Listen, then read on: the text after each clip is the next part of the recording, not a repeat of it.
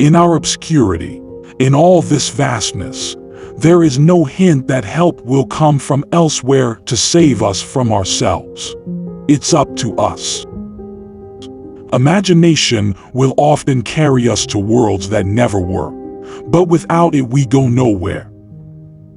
Who are we?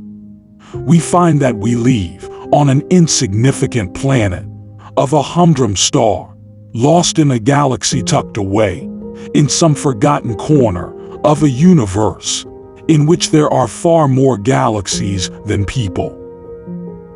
It is far better to grasp the universe as it really is than to persist in delusion, however satisfying and reassuring. When you make the finding yourself, even if you're the last person on Earth to see the light, you'll never forget it. We are the representatives of the cosmos.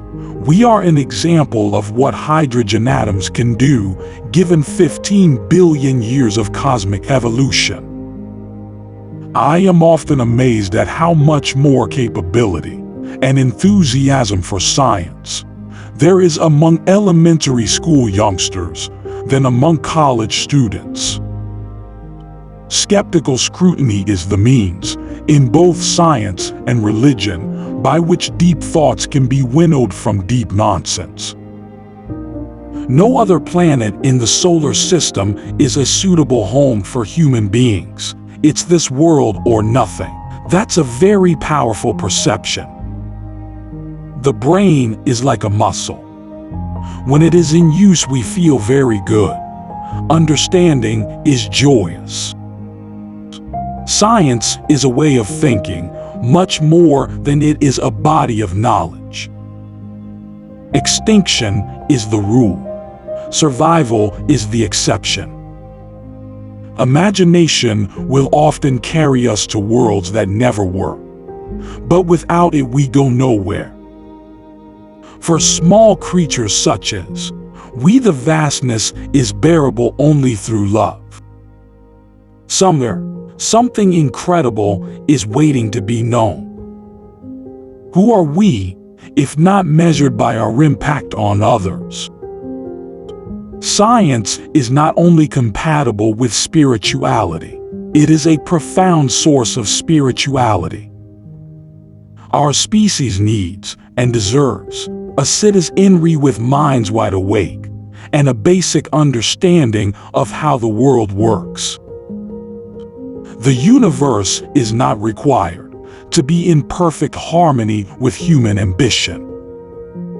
Our ancestors worshiped the sun, and they were not that foolish. It makes sense to revere the sun and the stars, for we are their children. Every star may be a son to someone. We make our world significant by the courage of our questions and the depth of our answers. If it can be destroyed by the truth, it deserves to be destroyed by the truth. A book is proof that humans are capable of working magic. Our planet is a lonely speck in the great enveloping cosmic dark. In our obscurity, in all this vastness, there is no hint that help will come from elsewhere to save us from ourselves. The Earth is the only world known so far to harbor life. There is nowhere else, at least in the near future, to which our species could migrate. Modern science has been a voyage into the unknown, with a lesson in humility, waiting at every stop.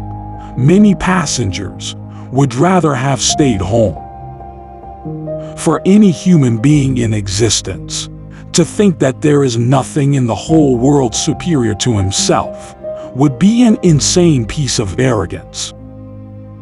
If you wish to make an apple pie from scratch, you must first invent the universe.